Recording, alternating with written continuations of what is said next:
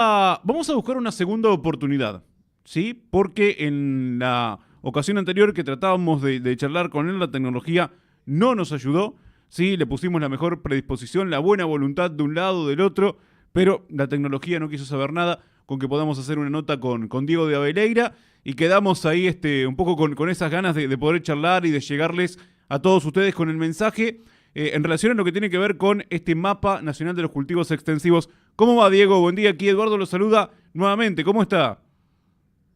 Hola, buen día. Sí, es verdad, se cortó la vez pasada, no puedo continuar, pero bueno, ahora estamos de Ahí, nuevo. ahí estamos. Bueno, vamos a arrancar otra vez con la primera pregunta, ¿sí? Porque por ahí se nos entrecortaba un poquito el audio en la ocasión anterior.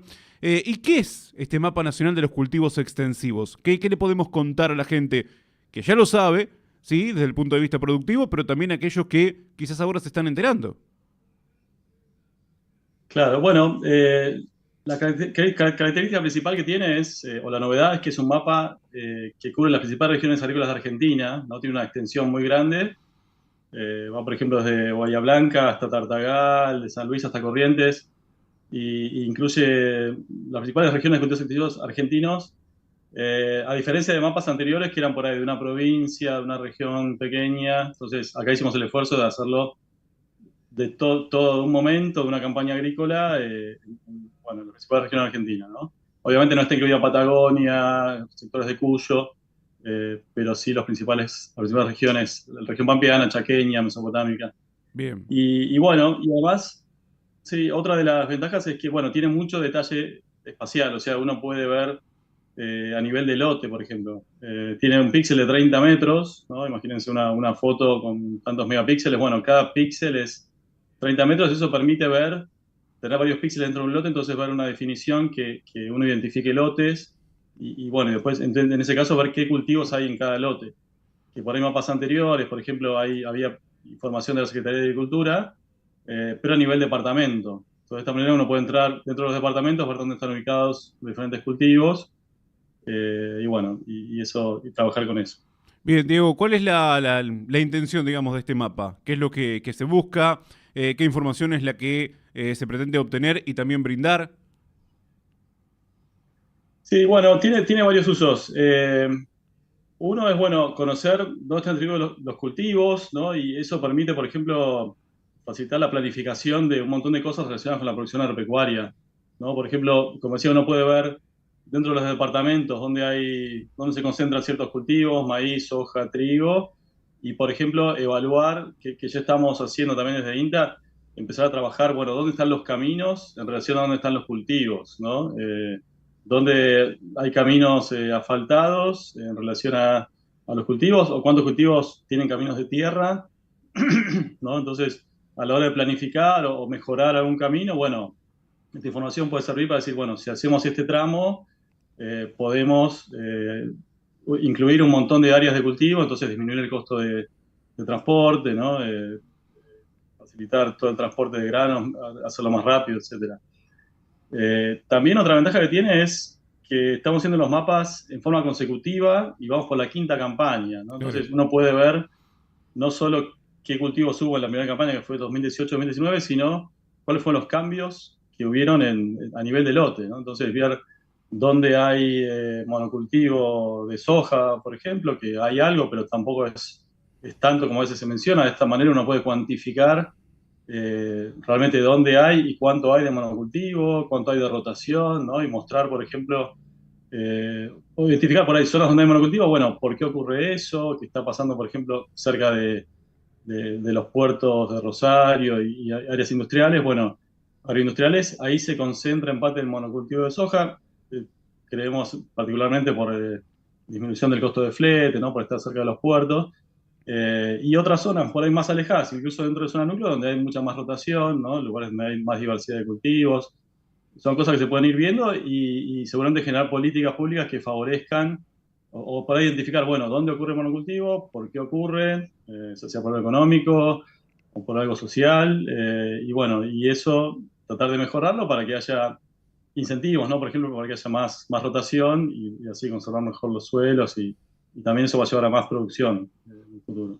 Sí, además el hecho de, estimo, ¿no?, de hacer 5 mapas de manera consecutiva también sirve para la comparación en relación a lo que está exponiendo, bueno, qué fue evolucionando, qué todavía no pudo, digamos, terminar de concretarse, qué hace falta, sí, bueno, y esto de los por qué en tal zona está el monocultivo, por qué en otras zonas no, sí, por ahí estamos hablando por ahí de un mismo año climático, por ejemplo, y sin embargo, digamos, las posturas están iguales, ¿no? Bueno, la verdad que es para sacar varias conclusiones. Claramente, sí, sí, sí. Claro, y a su vez la agricultura es muy dinámica, ¿no? Nosotros hicimos Sí, el primer mapa en 2018-2019, ¿no? Y bueno, a veces por ahí de algún lugar se cuestionaba o se pensaba, bueno, hacer otro mapa que va a ser igual. Y claramente al apoyar uno sobre otro vemos que hay mucho cambio en la agricultura argentina. O sea, hay años que por ahí siembran mucho trigo, ¿no? O porque llovió en invierno, o porque viene claro, en el sí, sí, precio. sí. Otro año baja un montón. Hubo años que hubo mucho sorgo, por ejemplo, hace 2, 3 años y ahora disminuyó mucho. Como que es muy dinámica y no es cuestión de hacer un mapa en un momento solo y decir, ah, bueno, acá está el trigo, acá está el maíz, porque eso, además de que hay cambios todos los años con las rotaciones, algunos sectores juegan monocultivo, pero es algo muy dinámico que, bueno, creo que tiene una importancia también especial hacerlo así en varios años consecutivos, ¿no? Sí, sí, además, por ejemplo, en lo que es la provincia de Buenos Aires, por lo menos en estos últimos años puedo hablar por una cuestión de conocimiento, más atrás no, digo, pero en una época del trigo, no voy a decir que se había perdido, pero casi, eran muy pocas las hectáreas que se sembraban, después creció mucho, sí, y después de acuerdo también a cuestiones económicas o cuestiones climáticas, sí, la soja fue ganando más terreno, después repuntó el maíz, que en un momento también estaba como, estaba más bajo en cuanto a plantación, digo, por eso, hacer un mapa todos los años, seguramente los resultados van a ser distintos. Claro, claro, claramente, sí, sí. Como decimos, son muy dinámicas y eso, bueno, es un gran esfuerzo también hacerlo todos los años y de manera consecutiva porque nosotros lo hacemos con información satelital, ¿no? Y también con información de campo. O sea, las dos cosas, hacemos recorridos, ¿no? Desde distintas unidades del INTA. Y bueno, es un esfuerzo como hacerlo de forma, o sea, continua implica recorrer, por ejemplo, ahora los cultivos de invierno, de esta campaña, después los de verano, en todas las regiones, ¿no? Entonces, es todo un desafío hacer eso y darle continuidad, ¿no? Entonces, nos parece que se difunda el mapa y que también vean la importancia de hacerlo en mapa consecutiva, ¿no? Sin que haya por intermitencia, ¿no? Tanto regional como temporal. Digo, ¿y cómo se hace? Digo, porque estamos hablando de todo el país, ¿no? ¿Cómo lo van haciendo? ¿Cómo lo van trabajando? Sí, bueno, primero dividimos el país en zonas, ¿no? Identificamos los cultivos principales en cada zona. Primero nos basamos en las estadísticas de la Secretaría de Agricultura, ¿no? Para incluir los cultivos principales en cada zona. Y bueno, y ahí en cada zona hacemos relevamientos, o sea, que son 15 zonas, ¿no? Región núcleo norte, por ejemplo, núcleo sur, hay una que es en Corrientes, por ejemplo, es otra, no, ANEA. Y ahí, bueno, desde el INTA hacemos recorridos y tomamos puntos georreferenciados, ¿no? Con un GPS vamos anotando qué cultivos hay, identificamos. No solo cultivos, sino también otros usos del suelo, como pasturas, pastizales, incluso leñosas también más comunes en el norte. Y bueno, a partir de eso, lo usamos esa información para entrenar unos clasificadores, ¿no? Que usan aprendizaje de máquina, ¿no? Estas cosas similares a, bueno, inteligencia artificial, pero muy avanzadas, ¿no? Últimamente, que toman como información real, ¿no? Y tomada a campo en cada campaña para entrenar y usa información satelital, ¿no? Para hacer clasificaciones, o sea, a partir de puntos que tomamos general sobre las rutas, ¿no? La clasificación nos permite extenderlo a todo un área, ¿no? Entonces, información que pasa a ser de puntual, que uno podría hacer estadísticas con los recorridos y ver qué porcentaje hay de trigo, de soja, maíz, por ejemplo, otros cultivos. De esta manera uno lo puede hacer espacialmente explícito, ¿no? Hacer un mapa que cubra no solo las rutas que se relevaron, sino todo el resto del área, ¿no? Y a su Bien. vez, parte de la información que usamos para relevar los puntos, lo usamos para calcular cuál es la exactitud del mapa, o sea, qué error tiene, qué aciertos tiene. Entonces, información independiente, ¿no? Que no se usó para generar los mapas, se usa para validar. Entonces, bueno, vemos, no sé, estos 30 lotes de maíz, bueno, a ver el mapa que dijo, es maíz, es soja, y hacemos con eso una estadística de cuál es el porcentaje de acierto y error de cada mapa y cada zona también. Consulto, además de lo que es puntualmente los cultivos, ¿no? De lo que estamos hablando. también por lo que nos dice, de acuerdo al mapa, la información de la vegetación que hay en cada zona. Se trabaja también sobre, por ejemplo, lo que tiene que ver con lluvias, agua en cada uno de estos sectores donde se va relevando o no. Bueno, a ver, nosotros estamos generando una capa de información, ¿no? Que es de cultivos, ¿no? Después, pero esa capa se va analizando con otras capas de información. Yo estuve también trabajando en analizar, por ejemplo, con relación a las lluvias, las precipitaciones, ¿no? Y cómo se distribuyen los cultivos en relación a las lluvias, ¿no? De estas últimas campañas. Y bueno, veíamos, por ejemplo, identificamos, bueno, regiones más al oeste, ¿no? Particularmente oeste de Córdoba, San Luis, donde no llega a haber cultivos de invierno, ¿no? Y entonces hay principalmente dos cultivos, ¿no? Maíz y soja principalmente. Y a medida que uno se va yendo hacia el este, hay como un límite que lo identificamos en 600 milímetros, ¿no? Que fue lo que llovió, el promedio, ¿no? De los 600 milímetros anuales. A partir de ahí empieza a haber, por ejemplo, cultivos de invierno, ¿no? Y mayor variedad al vincular, ¿no? Al combinar cultivos de invierno con cultivos de verano de soja y maíz. Con pocos kilómetros ya de diferencia se puede detectar eso y vimos que estaba asociado a las lluvias. Después también hay zonas donde, a pesar de que llueva mucho, no está asociado a la lluvia, sino que Claro. por ahí Sí, hay, sí, sí, sí, sí. se siembra por ahí un solo cultivo. Vimos la cantidad de cultivos por año que se siembra en promedio, ¿no? Entonces, donde hay doble cultivo hay más promedio, donde hay uno solo, por ejemplo, el oeste de Córdoba hay un solo cultivo por año, pero acá en región pampeana, más ahí la zona Chivilcoy de ustedes o región, zona núcleo, hay en general a veces dos cultivos, ¿no? Trigo, soja, a veces uno.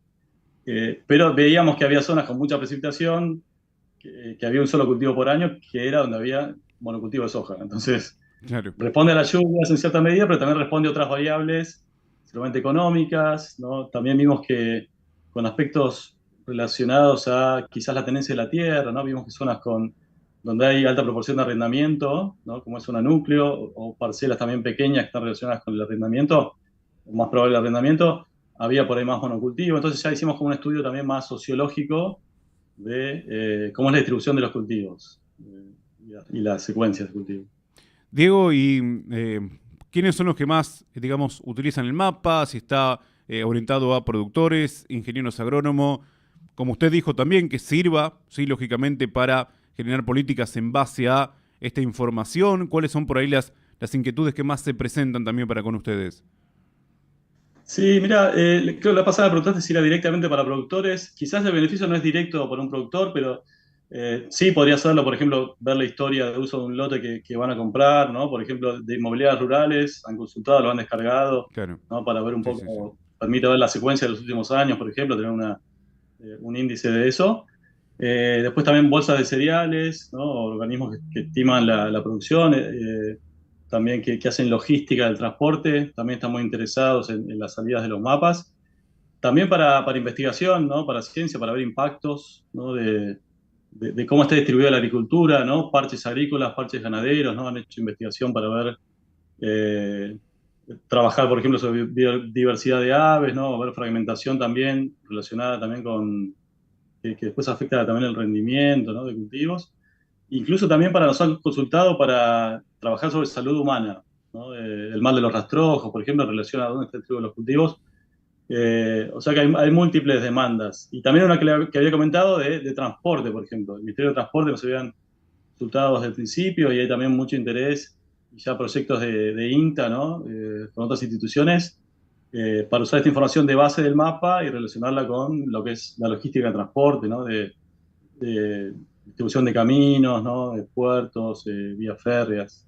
Claro, sí, porque esto sirve, a ver, en relación a lo que está diciendo una inmobiliaria para saber también la accesibilidad, por ejemplo, que hay, cómo está ese lote o el que lo quiere comprar, y de hecho, bueno, conocer cómo están los caminos rurales, si están asfaltados, si son de tierra, si están bien trabajados, si no, digo, es mucho lo que se genera a partir de justamente este relevamiento, ¿no?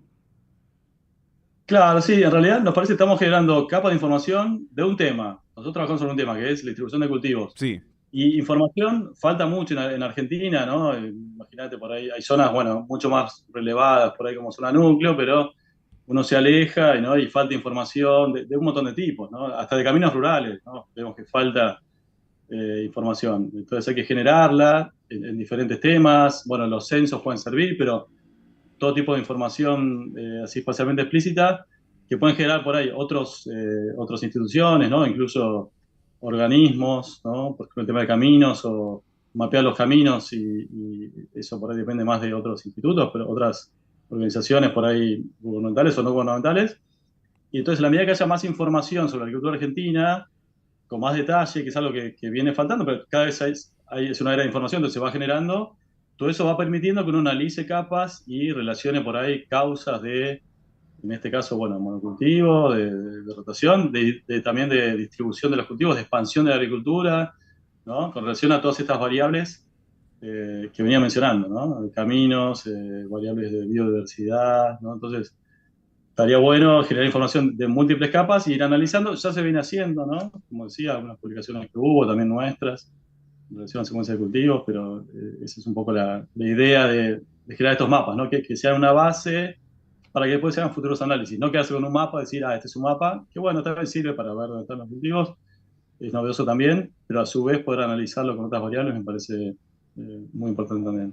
Diego, le hago dos preguntas finales y no le quito más tiempo. Primero, en base a estos mapas ya consecutivos, ¿no? ¿Cómo viene la República Argentina en cuanto a cultivos? O sea, vamos a hacer una generalidad, ¿sí? Porque por ahí cada zona es muy específica, digo, pero en una generalidad se apuesta por la rotación. ¿Ustedes vienen encontrando rotación o más un monocultivo? Sí, mira, hicimos que fue parte de mi doctorado, un estudio en un área un poco más chica, ¿no? En el norte de Buenos Aires, en San Antonio de Areco, Arrecifes, San Pedro, Varadero. Ahí vimos 7 años, ¿no? Entonces, por un periodo más largo que lo que hay de mapas de cultivos. Bien, Y vimos que estaba más o menos balanceado, son lugares que hacían monocultivo, ¿no? O rotación, ¿no? Entonces, había zonas de monocultivo que decías, bueno, muchos años de soja, pero también lugares que hacían muchos años rotación y rotación recomendada, o sea, una rotación estricta la seguían todos los años también, o sea, está bastante balanceado y particularmente como que no sería una rotación o una secuencia rígida, ¿no? O sea, vimos, al menos en esa zona, el 80% algún año hacía de 7, ¿no? De 7 años, algún año hacía, o 2 años, dos cultivos de soja primero. O sea, alguna vez hacía monocultivos, seguramente según los precios, y algún año también rotaba. Entonces, como que no es algo estricto de que, bueno, hay gente que hace solo monocultivo y gente solo rotación, sino que lo más común, al menos que vimos ahí, es que gente que tenga una rotación, por ahí cierto año le conviene hacer 2 años soja y también lo hace. Entonces, monocultivo, bueno, una cosa es llamar monocultivo a solamente 2 años de soja y otra a 7 años de soja, ¿no? Y bueno, estas herramientas por ahí ayudan a caracterizar eso. Entonces, si uno por ahí lo puede poner un título en la prensa que diga, hay monocultivo en muchas partes de Argentina, sí, pero ¿qué fue? ¿Solo 2 años? Una cosa. claro. Después los últimos 15 años es otra cosa. Sí, sí, sí, sí, sí. En todo el área, en una región, eso es distinto. Y en general, mirando toda Argentina, que estuvimos mirando los últimos 3 4 años, el quinto es muy reciente, pero vemos que hay bastante rotación, ¿no? Áreas con rotación, incluso, bueno, más al norte, incluso más variedad de cultivos, ¿no? Tenés más, hay poroto, algodón, ¿no? Arroz, entonces, si bien acá en región Mapiana hay principalmente 3 cultivos, maíz, soja y trigo, más al sur hay más girasol, eh, más al norte hay bastante variación de cultivos que también me parece bueno que haya diversidad. Bien. Diego, y la última, ¿dónde podemos o cómo podemos acceder a observar estos mapas? Los mapas están disponibles públicamente desde el primero, ¿no? Se pueden descargar. Hay un visualizador web, si alguno quiere verlos de un teléfono o desde una página sin bajarlos también. Y también se pueden descargar en la máxima resolución para trabajar, por ahí gente que trabaje más en desarrollo, quiere analizarlo con otra capa de información, se puede descargar en la máxima resolución. Y bueno, actualmente el INTA está desarrollando una nueva herramienta para mostrar bases de datos georreferenciadas, que estaría el mapa, pero por el momento está en un repositorio que es de datos científicos, se llama Zenodo, ¿no? Entonces ahí se puede descargar. En las notas de prensa o INTA Informa, ahí están los links de cada uno de los Bien. mapas, los puedo pasar también si quieren después, para que los puedan descargar. Pero bueno, hoy en día está esa plataforma Zenodo, que es un repositorio mundial, ¿no? Para poner la gente muchos datos científicos. Entonces están puestos ahí para descargar y visualizar. y en el futuro van a estar en Inter, en una plataforma también online. Perfecto. Diego, no le quito más tiempo. Muchísimas gracias por habernos atendido y bueno, explicarnos un poco de qué se tratan estos mapas de cultivos extensivos que son por supuesto a nivel nacional. Muchísimas gracias. Bueno, gracias a ustedes. Que siga muy bien, muy amable. Diego de Gracias. Veleira, Chao. charlando con nosotros desde el Instituto de Clima y Agua del INTA. Ahora sí, pudimos hacer la nota como corresponde, como Dios manda, para que ustedes puedan tener el detalle de lo que se trata este mapa de los cultivos extensivos. El quinto año consecutivo